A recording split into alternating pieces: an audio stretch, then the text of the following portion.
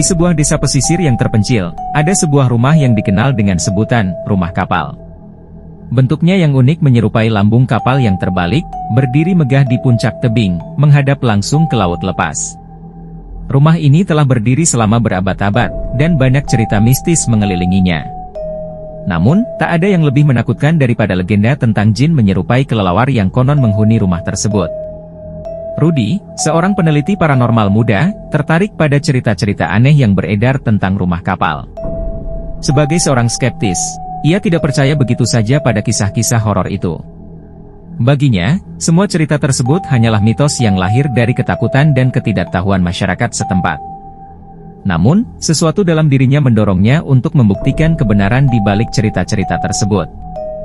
"Pak Rudy, Anda yakin ingin masuk ke rumah itu?" tanya seorang penduduk setempat dengan raut wajah khawatir. "Ya, saya yakin," jawab Rudy tegas. "Saya ingin mencari tahu sendiri apa yang sebenarnya terjadi di sana." Penduduk desa hanya bisa menggelengkan kepala, takut namun tidak bisa menahan rasa ingin tahu. Dalam hati mereka berharap Rudy baik-baik saja. Hari itu, Rudy berjalan menuju rumah kapal, membawa peralatan investigasi paranormalnya. Angin laut berhembus kencang, seolah-olah ingin memperingatkannya untuk berbalik. Namun, Rudy tetap melangkah maju. Saat ia mendekati rumah tersebut, suasana semakin mencekam. Bangunan tua itu terlihat semakin menyeramkan dari dekat, dengan dinding yang mulai rapuh dan jendela-jendela yang gelap seperti mata yang mengintai. Rudy membuka pintu depan yang berderit keras, dan ia disambut oleh kegelapan yang pekat. Dengan bantuan senter, ia mulai menjelajahi setiap sudut rumah. Suara kelelawar yang berterbangan di sekitar rumah menambah kesan angker. Di tengah penelitiannya, ia menemukan sebuah buku tua yang tampaknya merupakan jurnal milik penghuni rumah sebelumnya. "Ini menarik," gumam Rudy sambil membuka halaman-halaman yang mulai usang. Jurnal itu berisi catatan harian yang menceritakan tentang gangguan-gangguan aneh yang dialami oleh penghuni rumah tersebut. Setiap malam, mereka mendengar suara sayap berkepakan dan bayangan gelap yang melintas di langit-langit. Semakin dibaca, semakin jelas bahwa penghuni rumah itu percaya bahwa mereka diganggu oleh jin yang menyerupai kelelawar. Malam itu, Rudy memutuskan untuk bermalam di rumah kapal. Ia memasang kamera dan sensor di berbagai sudut untuk menangkap bukti apapun yang mungkin muncul. Dengan segala peralatan siap, ia duduk di ruang tamu yang dingin dan remang-remang, menunggu sesuatu terjadi.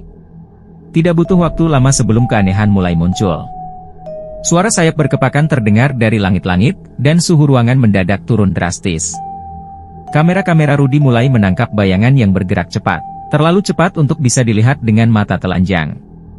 Rudy merasakan bulu kuduknya meremang, tapi ia tetap mencoba untuk tetap tenang dan mencatat semua yang terjadi. "Apakah ada seseorang atau sesuatu di sini?" tanyanya dengan suara lantang, berharap mendapat jawaban. Tiba-tiba, suara tawa yang menyeramkan terdengar dari sudut ruangan. Rudy menoleh dengan cepat, namun ia tidak melihat apapun. Ketika ia kembali menghadap ke depan, sosok gelap berdiri di hadapannya.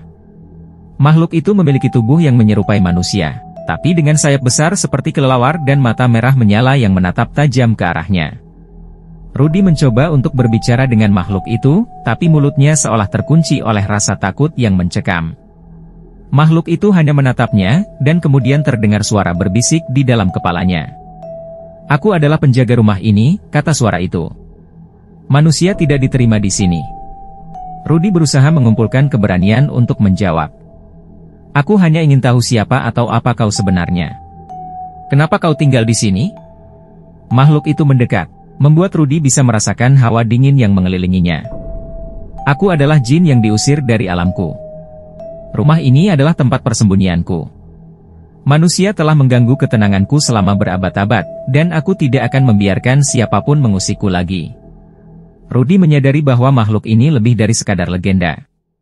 Ini adalah entitas nyata yang memiliki kekuatan besar dan tidak ragu untuk menggunakan kekuatannya untuk melindungi tempat tinggalnya.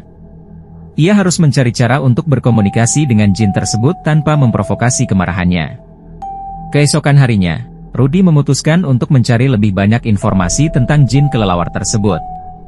Ia pergi ke perpustakaan desa dan mencari arsip-arsip lama yang mungkin memiliki petunjuk tentang asal-usul makhluk itu. Di antara tumpukan buku tua dan dokumen berdebu, ia menemukan sebuah manuskrip kuno yang menceritakan tentang seorang penyihir yang pernah tinggal di daerah tersebut. Penyihir itu, menurut manuskrip, telah memanggil jin dari dimensi lain untuk membantunya memperoleh kekuatan. Namun, jin yang dipanggilnya ternyata terlalu kuat dan sulit dikendalikan. Akhirnya, penyihir itu terpaksa mengurung jin tersebut di rumah kapal menggunakan mantra kuno. Sejak saat itu, jin tersebut menjadi penjaga rumah tersebut, mengusir siapapun yang mencoba mengganggu ketenangannya. Rudy merasa bahwa ia harus menemukan mantra kuno tersebut untuk bisa berkomunikasi dengan jin kelelawar dengan lebih baik dan mungkin membebaskannya dari kutukan yang mengikatnya di rumah kapal. Dengan bantuan beberapa penduduk desa yang lebih tua, Rudy berhasil menemukan fragmen mantra kuno yang tertulis dalam bahasa yang sudah hampir punah. Ia meminta bantuan seorang ahli bahasa kuno untuk menerjemahkannya.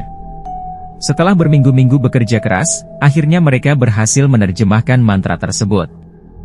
Ini adalah mantra pemanggilan dan pengusiran jin, kata ahli bahasa itu. Dengan mantra ini, kau bisa memanggil jin ke hadapanmu dan memintanya untuk pergi dari tempat ini.